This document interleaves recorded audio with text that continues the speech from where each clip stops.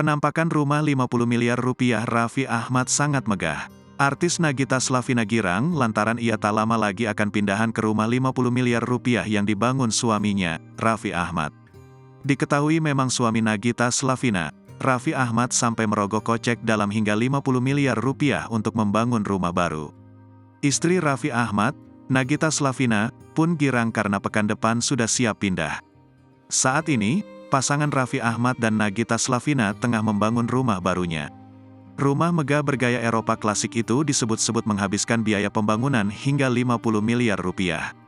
Rumah masih dalam proses penyelesaian, Nagita Slavina menyebut kemungkinan akan pekan depan. Namun Nagita masih belum tahu secara pasti waktu pindahnya ke rumah baru. Nagita menilai rumah barunya sudah cukup bersih untuk mulai ditempati. Tetapi masih ada hal-hal kecil yang masih perlu diperhatikan. Nagita menyebut akan mengetahui kekurangan rumah barunya setelah mulai menempatinya. Sebelumnya, Ibunda Rafattar juga memperlihatkan kondisi di dalam rumah barunya itu. Nagita pun lanjut berkeliling ke rumah barunya. Nagita pun terlihat girang saat sudah bisa menggunakan tangga di rumahnya itu. Di beberapa ruangan masih terlihat tukang bangunan yang mengerjakan tugas mereka.